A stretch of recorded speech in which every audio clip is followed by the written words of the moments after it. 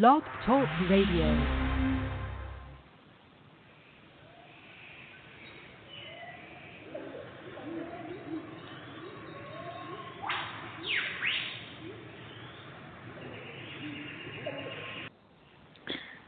Hello, everyone. I'd like to welcome all of you back to Ohio Exopolitics. I'm your host, Mark Snyder. We're going to be talking about the Billy Meyer case this evening.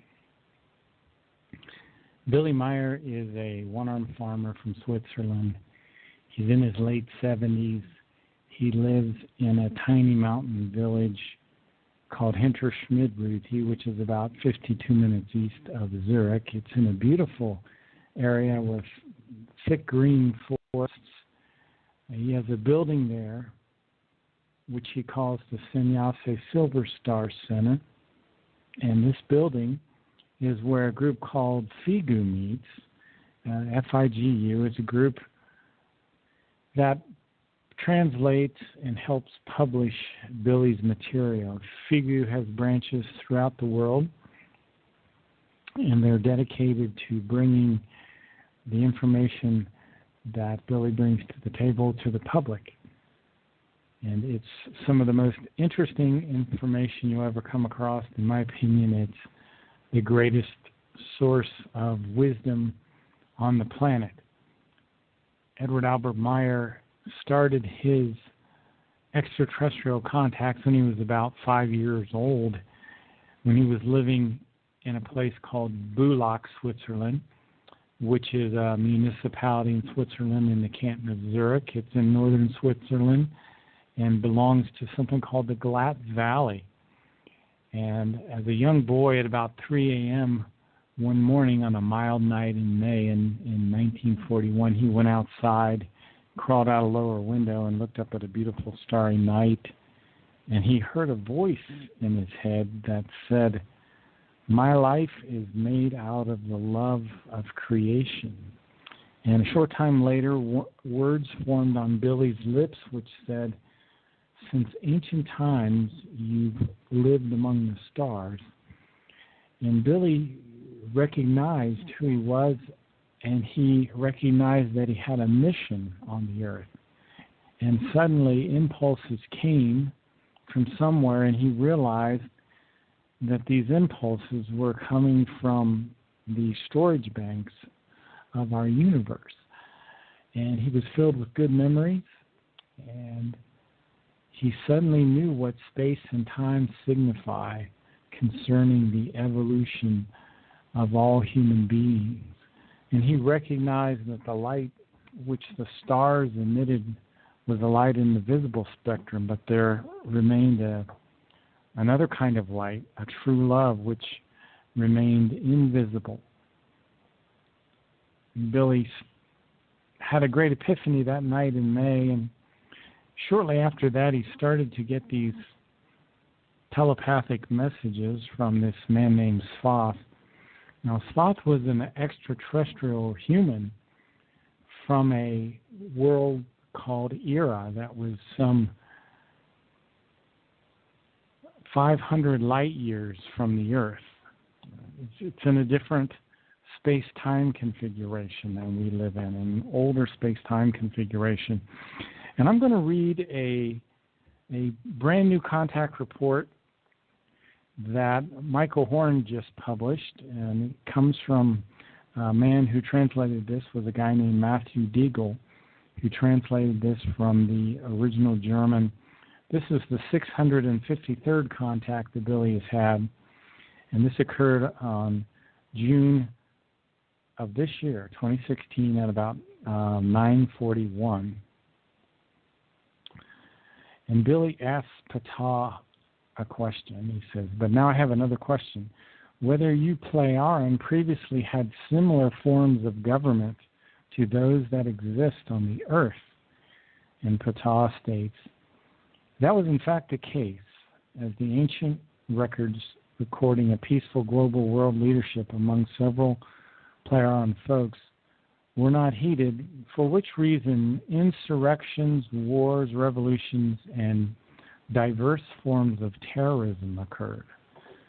But that resulted from the fact that 5 different folks distantly descended from the Nocodamian lineage had settled on Ura. They were rivals to each other, about which, however, I should give a few significant explanations for your information. Of course, I cannot be too detailed with these, but we'll only discuss the important information because the whole history is so extensive that a day-long lecture would be required to discuss it all. Hence, I shall begin. Our folk, from which I am myself distantly descended, bore since time immemorial the designation of Nokodemistan, which means in the language of our ancestors, in brief, the folk of Nocodamian. Let me just fill in the blanks here a little bit. Means most ancient, and Nocodamian is the original incarnation of the spirit form of Edward Albert Meyer. So this folk comprised of 11 people, which had their home world on a planet called Arania in a star system called Izdukura. When the astronomers realized that a destructive change was happening in the star system of Izdukura, in which our ancestors lived, and that an annihilation of the whole system was imminent, and the destruction was spreading rapidly, through which the home planet Arena was also threatened with destruction, a resettlement possibility in another star system on another planet was sought for all the folks. Such a star system was in fact found after a few years. So in all, 11 folks, who in total comprise 510 million human beings, were resettled in the new system within 28 years, namely on 2 different planets in 2 different solar systems. The cosmic destruction process of this Izdukara star system lasted 214 years before the whole system was entirely wiped out. The resettlement in the new star system, which was about 6 light years across, happened about 26 million years ago. And still, since then, till the present time, we have been based in the Plejaren system, which also remains so.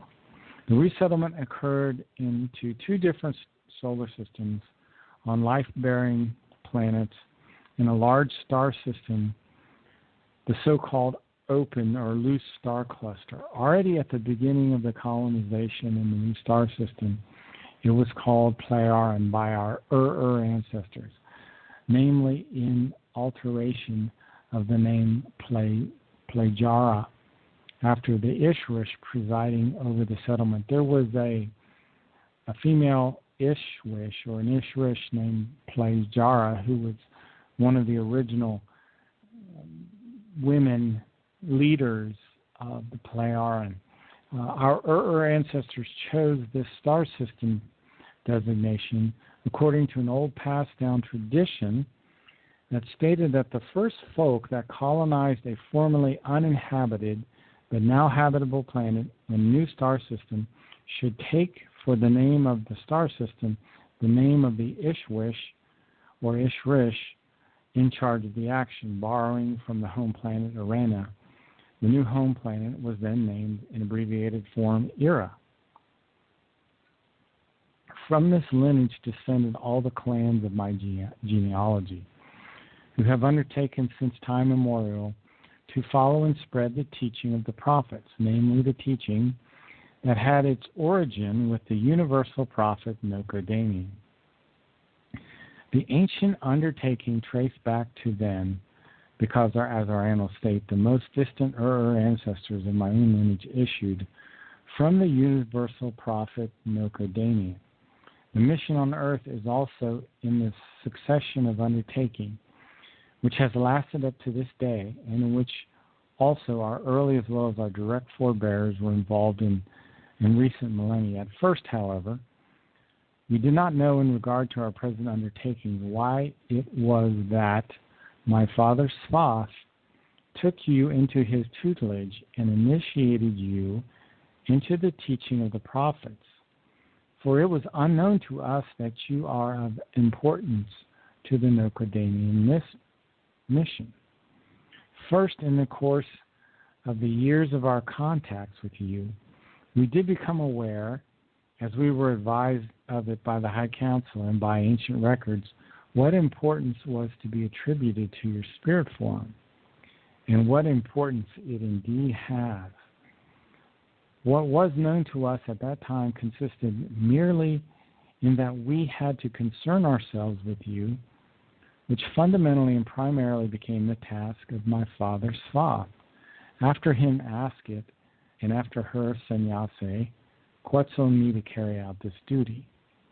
But to return to the history of us, the Plejaren, about which I still have very much to say and to explain, so the home world of the immigrants from the star system is Dukuro had been destroyed by a cosmic catastrophe, for which reason the humankind existing there had to leave and seek out a new home, which they found in the new star system, which was known to them and was located more than 4,000 light years away.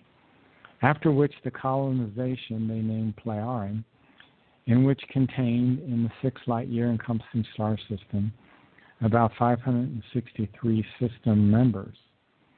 In this Plejaren system, there existed solar system with planets, among which 2 were capable of bearing human and other diverse forms of life. Consequently, these worlds were considered for colonization by the settlers. So the first 6 folks, to which my ancestors also belonged, who formed a knowledgeably and teaching successive community, colonized a planet that was called Ira. The other 5 folks were entitled a planet in the neighboring solar system, was given the name Iras.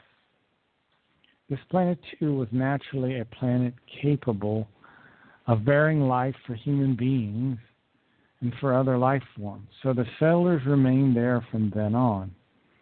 Everything went well for all the following millions of years as the population of all folks was maintained in accordance with the prescribed law at a size of a little more than 500 million in total, as has been laid down in law since time immemorial, in order that no overpopulation could occur, and so that no unsolvable problems and no destructions to nature or the planet would be elicited.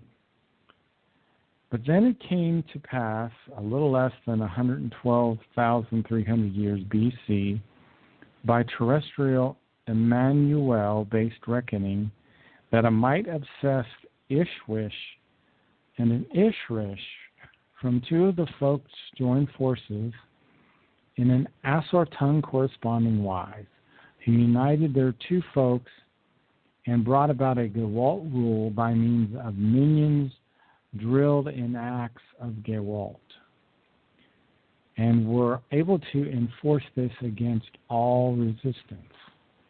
The conjoined populations were terrorized and tormented, and as all the ancient traditional laws, recommendations, regulations, and manners were replaced by Asartung, corresponding new degrees. Asartung is it's a negativity that's beyond normal negativity. It's to get very badly out of control of the good human nature. That's what Asartung means.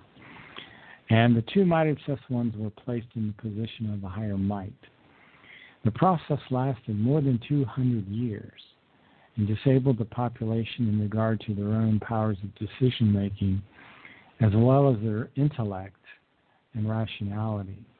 And this occurred in a form whereby the 2 might possessors were obligatorily treated as absolute dictators, which quickly led to compulsory submissiveness and servitude of the population, as well as ultimately to the delusional belief that the dictators, being possession of the almightiness and the creation power, The inevitable consequence thereof led quickly and inevitably to the worship of the dictators. Sound familiar? And so to a state of belief of a religious form, because the human beings had submissively distanced themselves far from the reality through the Gewalt rulership, and imagined themselves, contrary to intellect and rationality, to be free, protected, and independent, so long as they humbly, prayingly, and undissentedly submitted to the Gewalt rulership. Gewalt is a very powerful negative force beyond violence even. And that's that's not the best definition. That's about the best I can do on the moment. Hence, in a religious wise, real flesh and blood might-obsessed human beings were worshipped as creational omnipotences. Unlike the imaginary, unreal deities, wonder-working creator beings in our fairy tale forms were called. In doing so, they unlearned that they owed their entire existence ultimately to their own achievement and not to their dictators. Ultimately, the human beings came to believe in the centuries-long Gewalt and compulsionally suggested indoctrinated delusion that the Gewalt rulers and their later successors of the same kind had in primeval times originally created them as human beings, and had also created the air to breathe, the water to drink, and even the sun and all the heavenly bodies, the planets, and all the life forms. For all the human beings, the Gewalt and coercion-based delusional belief became an axiomatic response, incontrovertible, unquestionable fact, so that all those should have been provided to them since time immemorial by the Gewalt rulers, who they believed to be creationally superior to them, and that they were obliged to worship. These dictators servilely thank them for their benevolence, and in presence to lower their gaze and cover their head. Thereby the belief came to be, and so the fact of religion, that in having been created by the Gewalt rulers, the dictators, the human beings had a connection back to these. That's exactly what is said by the term religion. Binding back, religiar. The term relates in the form of an irrational thinking to the solution of the religion believers, having supposedly relinquished a connection to their dictators, their creators, namely the belonging with them, wherefrom there'd been the obligation for them, the human beings, the religion believers, to reconnect with them. It bears saying furthermore that through the combination of these two folks and the delusional belief in the Gewalt rulers, the dictators, as well as through their might machination and acts of Gewalt, also unpeace arose with the other three folks. From this circumstance, there resulted a terrible and destructive series of wars between all the folks, and 75,140 years ago triggered a planetary catastrophe, which ultimately spread over the whole planet Earth and took on global and devastating proportions, namely in that the planet and its atmosphere began to die off and slowly but constantly made all life impossible. Boy, that does not sound like something that might happen here on Earth. Boy, I hope not, but it certainly sounds like it. Hence, a mass exodus of the hostility embroiled and embattled folks took place. And the nearest solution for them was to approach the planet Era as the nearest place of refuge, and there to set down their craft with Gewalt. The anciently indigenous six folks of Era additionally wanted to become involved in no belligerent actions, so they, albeit reluctantly, permitted the Gewalt and invasionly immigration of the refugees, and naturally refrained from their hostile entanglements, but did, however, endeavor in the name of the folk, through the spirit leadership, to put an end, through peace efforts, to the repeatedly igniting Gewalt and war actions among the Gewaltly immigrated folks, which, however, was completely without success. The population of the Gewalt-dealing immigrants consisted of about 382 million human beings, plus all of those who had survived the warlike action on Eris. Thus, the population count on Era rose to about 900 million, which naturally led to many problems and difficulties, which the anciently settled folks had to deal with, who naturally, in accordance with their laws and recommendations, rules and regulations, etc., were helpful to the folks of their neighbor system. They, however, did not conform to the laws and recommendations, etc., of the anciently indigenous folks, but continued their feuds and wars amongst themselves and against each other, and this continued for following centuries. Yet the anciently indigenous six folks abstained and did not interfere, which was respected by the intruders. This respect resulted from the fact that they knew full well that the anciently indigenous inhabitants of Era were ready in the event of an attack upon them to defend themselves, and moreover were greatly superior to the would-be attackers in every respect. For that matter, it further bears saying, of the 11 folks of that time, thus only 6 of them were peaceful, democratic, and in regard to their way of life aligning with the teaching of the prophet, which already since very early times had determined in every respect within these folks their life and deeds, actions, and behaviors, and comprehensively likewise everything else about them.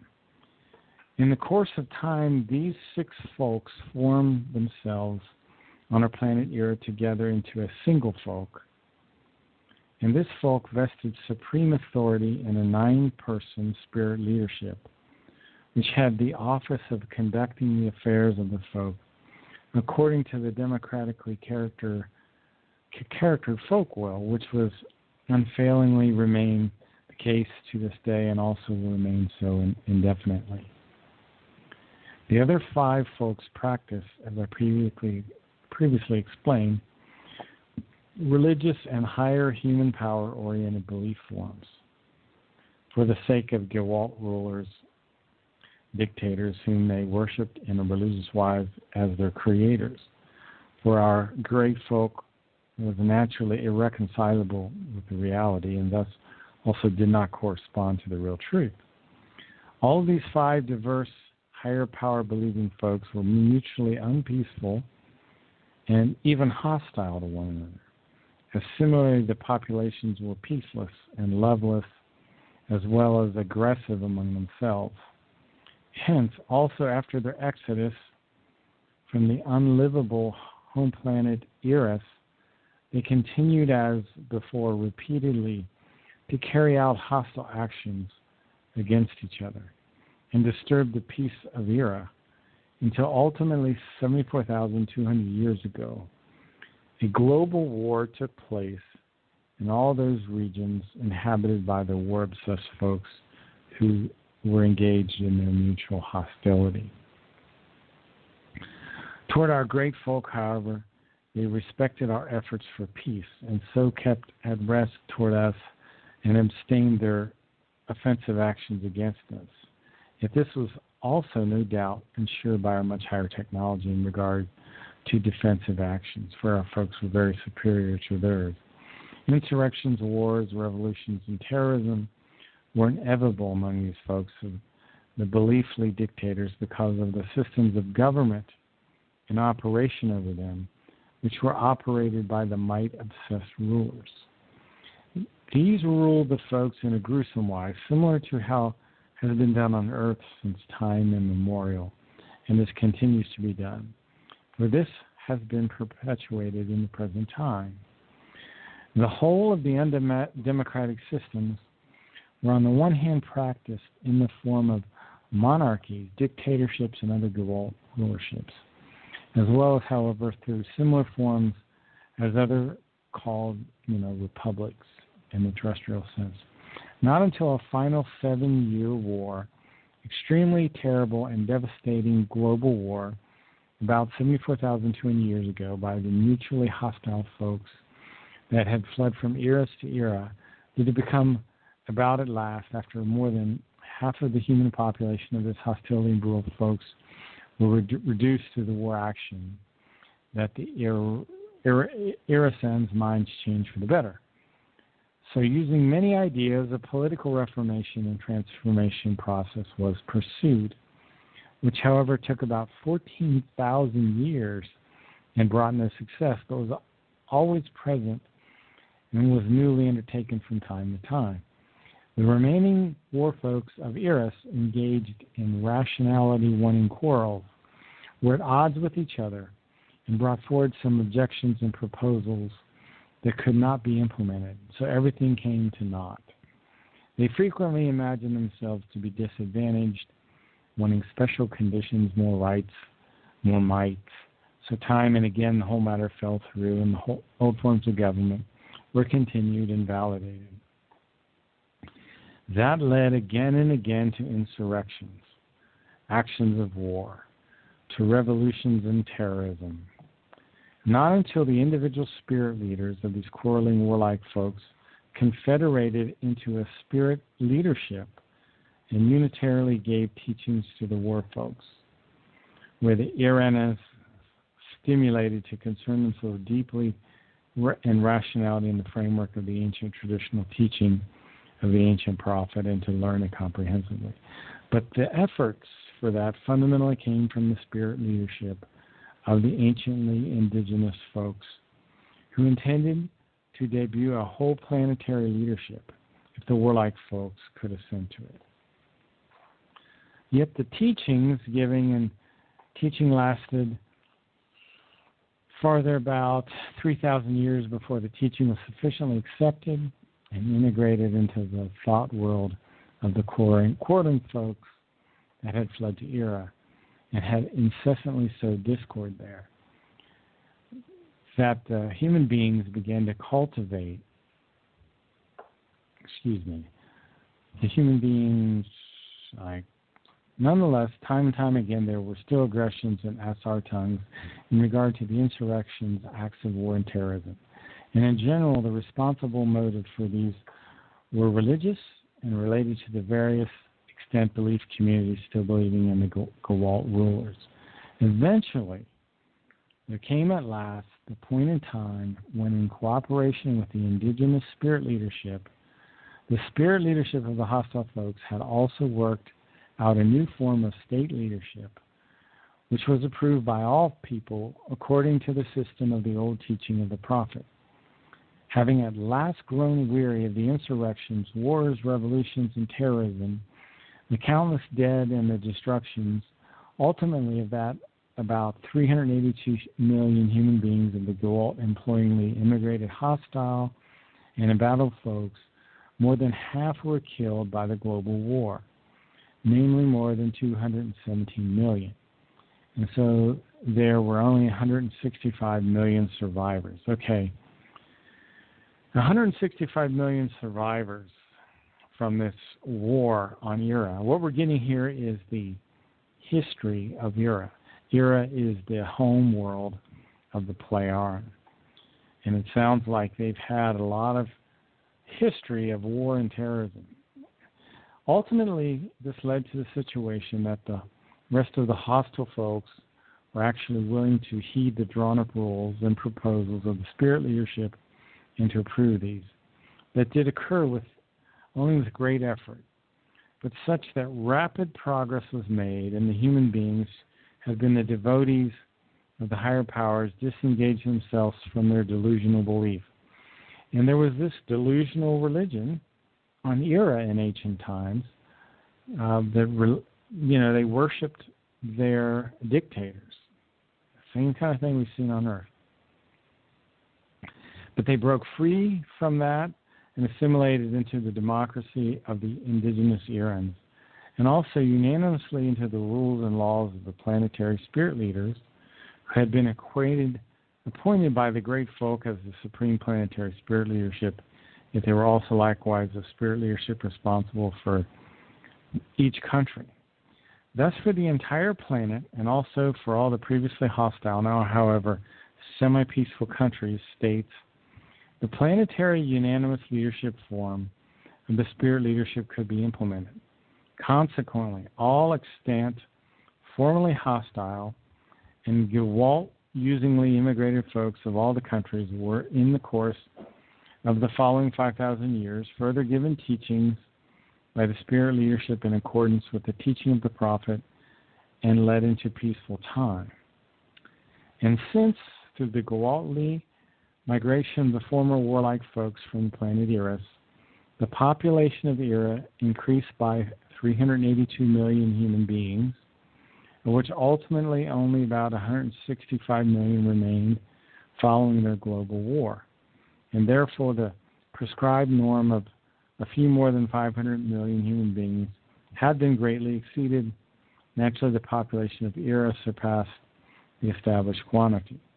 They were naturally integrated into the whole Eran population, so the prescribed norm of 500 million was exceeded, and this no longer accorded with a standard per the relevant law, so the population regulation measures were taken in order to reach the correct population size. As you know, the Meyer material says planets of our roughly Earth-like size, like Era, should have about 500 million people. So, through the planetary spirit leadership, a guiding and from the Eran total population unanimously valid behavior directive was drawn up regarding strict birth regulation and explainingly promulgated to the population of Era and all the connected relations. Anyway, they instituted population control by birth control. So they got their population down, and anyway, this was, I didn't really mean to read all of that, but it's a new contact report. It's contact report 653. It's on Michael Horn's site now. It's very, very interesting. Some of the history of planet Era. And what is planet Era? Planet Era is in a star of the Plejaren star system. It's 500 light years from Earth. From that system came Billy's first teacher, named Svath. Svath was a Plejaren man. Svath told Billy that he would have a lot of suffering in his life, and Billy, at a very young age, started to experience that kind of suffering and became somewhat of a scapegoat in the village where he lived in Bulak, and he was punished very severely by his father, and sometimes Billy could neither sit nor stand after these punishments. But young Edward Albert Meyer continued his learning under Svath, and one day Billy was up in the ship with Svath, and Svath put a device on his head that had many wires associated with it. And from that device, Billy got this great wellspring of knowledge. And he felt these very unusual forces penetrating into him, and he started to know about these events that would take place in the future. So now we have a lot of the prophetic material comes as Billy's has been able to tap into the wisdom of his predecessor personalities. You know, we all have deep within our subconscious the wisdom of our predecessor personalities. We have a spirit form. It resides in our superior colliculus. The spirit form, in many ways, is the real you. It does not die. It remains through many, many reincarnations. Emmanuel described the spirit this way. He said the spirit and the body are not a duality.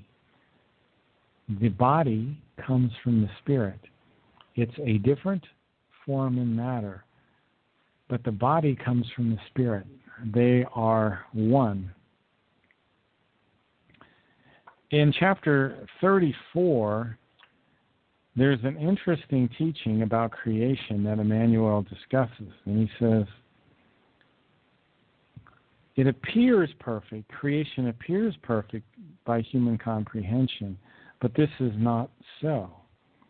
Since creation is spirit and thus live, even it must forever perfect itself.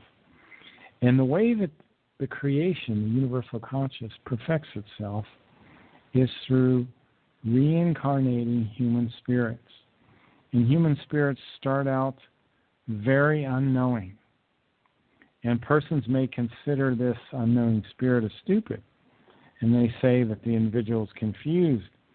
But it's not. It's just a new spirit form. And the spirit will reincarnate and come back into the physical and live another lifetime. And the spirit and your consciousness leave the body and go into the spirit realm. And your consciousness goes into this overall consciousness block. And everything that you learned in your previous lifetime is converted into its essences like peace and love and patience and whatnot. And these essences are kind of absorbed by your spirit form, and your spirit form becomes more powerful and more knowing, which with each reincarnation. And that's one of the laws of creation, is reincarnation. We don't understand that yet on the earth, but I think it's coming in the near future that we will start to understand that we live many, many lifetimes. Now, the past life memories are typically not available for us at our current level of evolution, but at later levels of evolution, and remember there are 7 steps to human evolution. We here on the earth are in step 2. But at later levels, there's what's called the age of recognitions. When you reach the level of creational wisdom in stage 5, you'll start to be able to remember your previous lives. But right now, this information is in your subconscious, and it will impulse your consciousness. So you will kind of get a guidance in your life. You'll have a kind of knowing at times, and that comes from your spiritual consciousness. Remember, we have a spiritual consciousness as well as a material consciousness. Your spiritual consciousness involves your spirit form and this controlling factor called the Gemut, which controls the thoughts and the feelings associated with the spiritual consciousness. You have something called the psyche, which controls the material consciousness. And there's a swinging wave, it's called in the Meyer material, that comes from the Gemut and strengthens the psyche at times. In nature, the birds, particularly the birds, that can be seen as they move in a flock together very much. The swinging wave, I think, is what plays a role in them turning on a dime and moving together. You see, the principle is this. Everything in the universe is really one, and it's all bound together. All of nature is an interwoven web, and this swinging wave is part of the connection between all things. We also, in humanity, in human beings, we have a collective subconscious, and that's becoming more prevalent. And the collective subconscious is a kind of knowing again, and that's when someone invents something on the other side of the earth, 3 or 4 days later, tens of thousands of miles away, the two people don't know each other, and someone else will invent the same thing. You see, we're connected in ways that we don't understand yet. And when telepathy becomes, a normal thing on the earth, we'll start to understand this more. But everything is a oneness, and we don't understand that yet. And that's one of the reasons we're having this very, very difficult time. I want to talk briefly again about the 7 incarnations of the Meyer spirit form, and I harp on this a lot. But his spirit form has been Henoch, Elijah, Isaiah, Yeremia, Emmanuel, and Muhammad. We pronounce these names as Henoch, Elijah, Isaiah, Jeremiah, Emmanuel, and Muhammad. And I'm going to talk a little bit more about the Talmud of Emmanuel. And there's a new version coming out, a much better translation. And I think it will be good for us to try to get a hold of this new translation. Now, one thing about the creation is that our creation, our universe, is in the very first stage of its evolution. And we have what's called a material belt. We have material in our universe. We have physical matter. Physical matter is the result of compressed energies. So you could say, in a sense, that the material comes from the spiritual. The spiritual is the source of all things. And we are a materialistic, intellectual people, unfortunately. And so we really focus on the material. And that's why we have such a slow spiritual growth on the earth here. Because we have a kind of a natural disorientation, because we're very non-creational thinking. Let me put it this way. Contact Report 11 says, in the non-creational thinking human being, the material intellect, with all its given limitation, takes the highest place.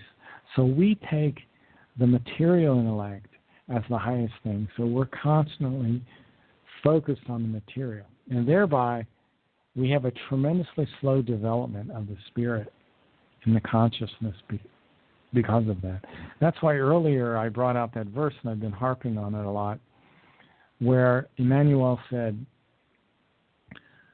the spirit and the body are not a duality. They are a oneness. And in fact, the body is a part of the spirit. That's an astonishing statement. You have to really think about that. The material intellect accepts the testimony of the material senses and their resulting conclusion, but it rejects the deepest subjective intuitions. And these subjective intuitions are what is so important. And this comes out in Contact 11. Let me read a little bit of Contact 11. The material intellect accepts the testimony of the material senses and the resulting conclusion, but rejects the deepest subjective intuitions.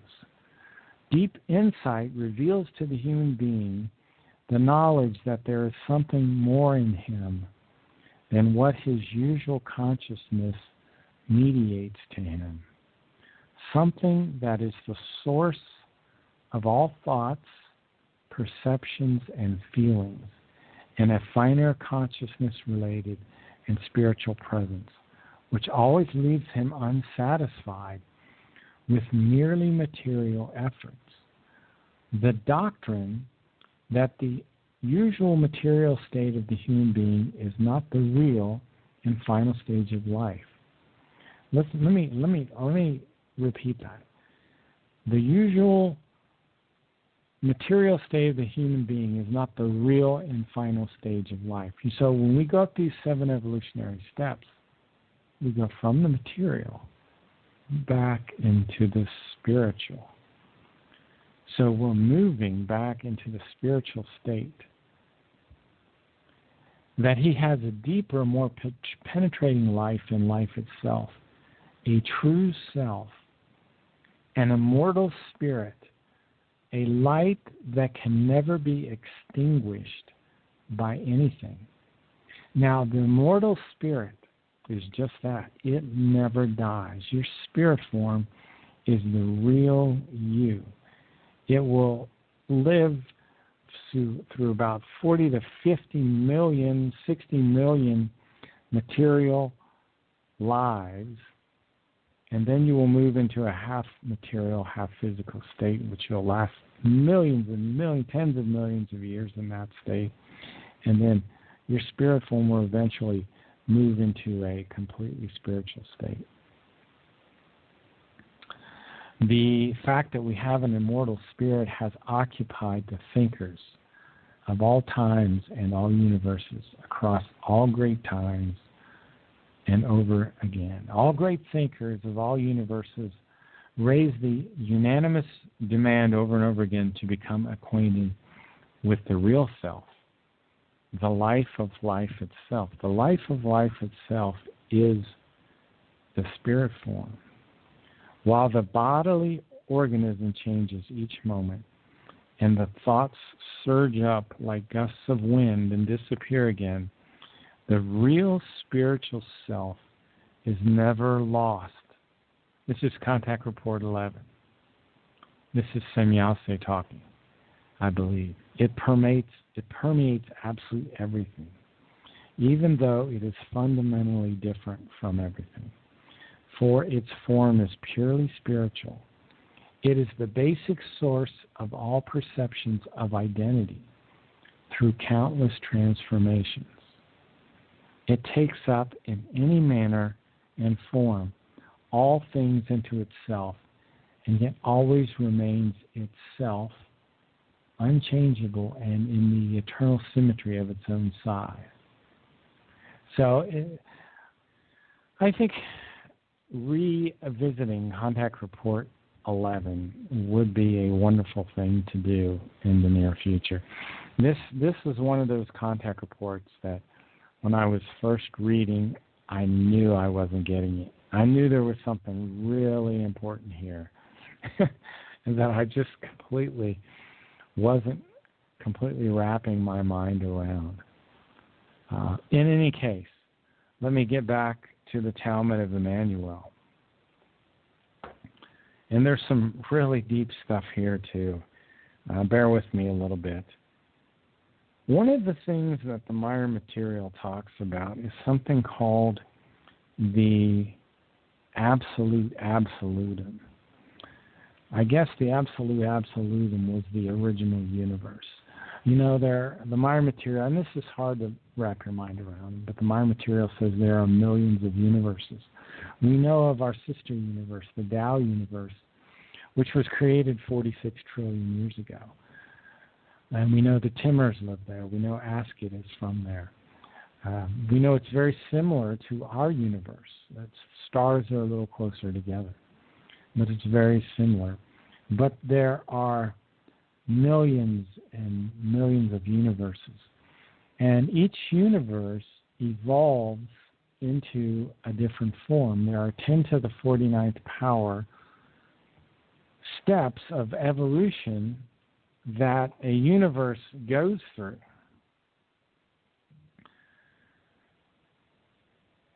And Emmanuel started to teach about the universe and the states. He said that the creation rests. It has a state of slumber that lasts for 7 great times when nothing exists in it. Let me talk a little bit about this if I can. Just a second here.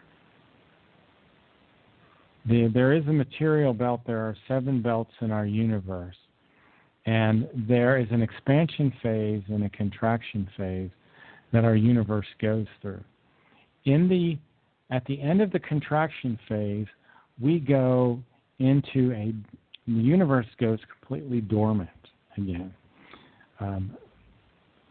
Creation, as the universal self-awareness, is the source of all life within itself, the universe.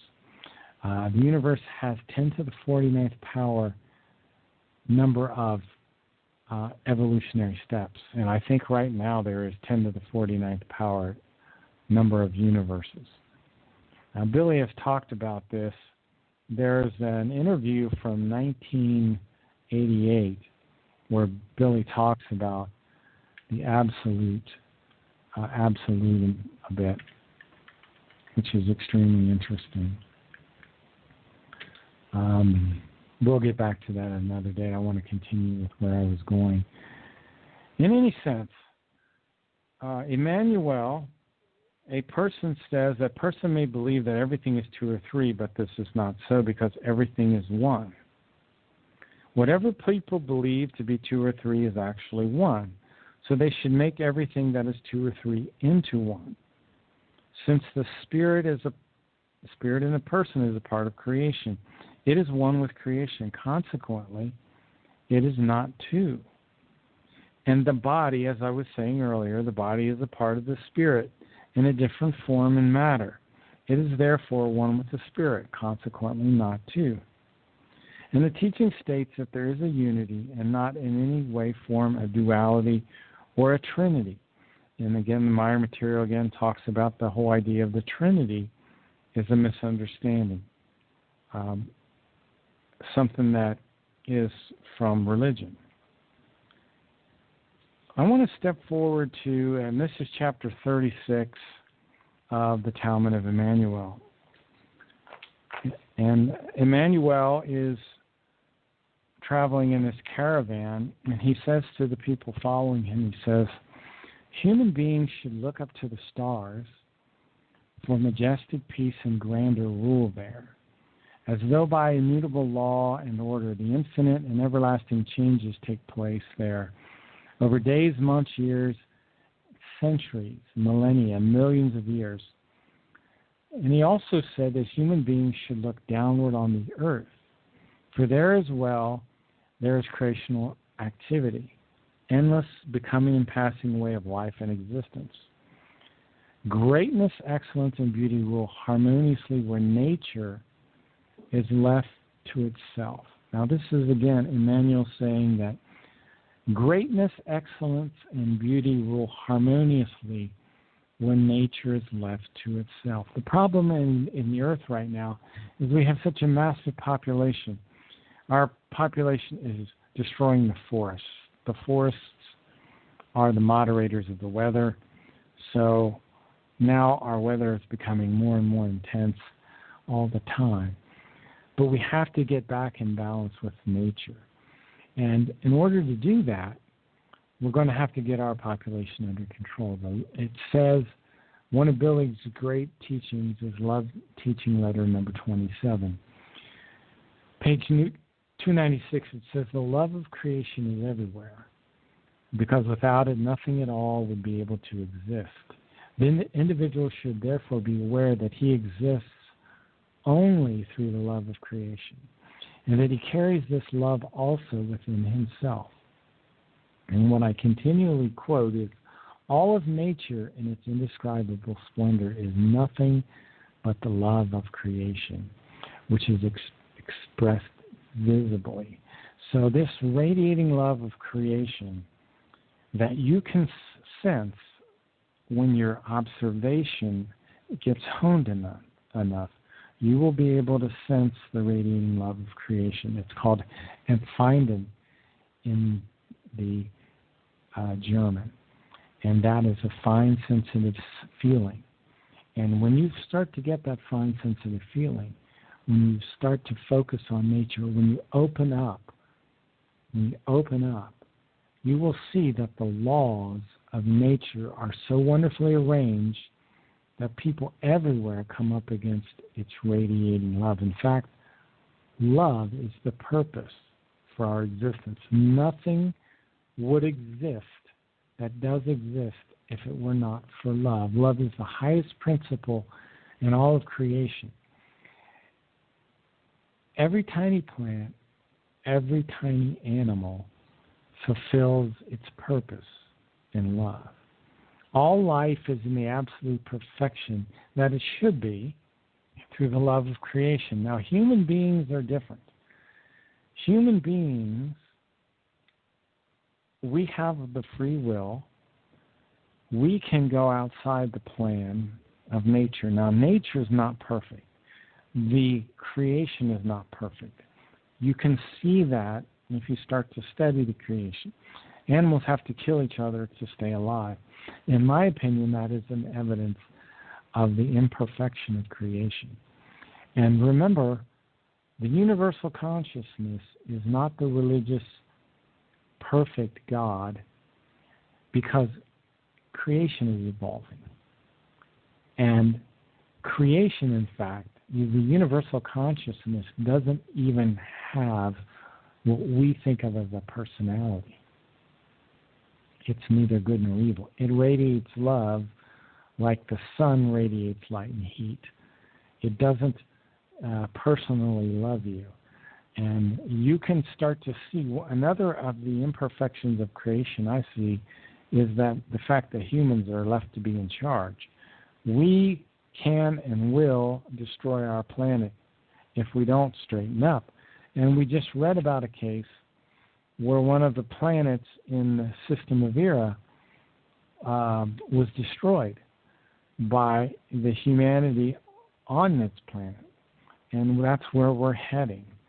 We're heading down a very, very dark path. Understanding creation is the key to getting ourselves out of all this mess. The universe that we live in is the material manifestation of the wisdom of creation. Now, wisdom is a kind of knowledge that produces energy. When we produce wisdom and its associated energy, we help the whole creation to evolve. So the most important thing you can do is to gather wisdom, because even the energy that comes from your body, when you have enough wisdom, will have a positive impact on those around you. The purpose of human life is to acquire wisdom. Love and wisdom go together.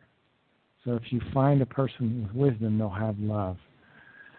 Because creation and its laws are love and wisdom at the same time. What is the fundamental part of love? Reverence. Reverence for all life. You know, we don't have reverence for all life. But reverence is the fundamental element of existence. And it's the fundamental element of love itself. It's this all-embracing reverence for all life, for the plant, the little animal. People have lost their compassion, their empathy, and their moral reasoning because life is no longer precious to them. True love, this reverence that I'm talking about, can never become weak. It can never become cold. It cannot be translated into hate. It can never be annihilated. Only the false emotion-based love has enormous fluctuations in intensity. It can even transform into rage and hatred. Wisdom-conditioned love is a harmonious state of absolute connectedness with all things. Now this takes time to understand the oneness of all things. And Billy explains that true love is a conglomerated form of fine spiritual perception, the Empfindung. It's not built upon emotions. It's based on the fine fluidal perception. Remember we've talked about the fine fluidal perceptions? Gosh, I'm running out of time, folks. But the fine fluidal, the mental fluidal powers are vibrations that store the character, personality, thoughts, and feelings, mentality, and psyche of an individual. These mental fluidal powers, they're stored in the cells. They can actually accumulate in things around you like clothes, furniture, jewelry, even trees. The mental fluidal powers come out from the consciousness in the body, and they can settle in things around your home. All mental fluidal powers are stored as firm. They're in the cells of the body. That's why you should be so aware of your thinking. For example, you can actually harm your liver through anger. So don't do that. I hope you've enjoyed the show, folks. I know I read a lot at the beginning. I normally don't do that. You're listening to Ohio Exopolitics. I'm your host, Mark Snyder. We'll see you next week. Have a great day.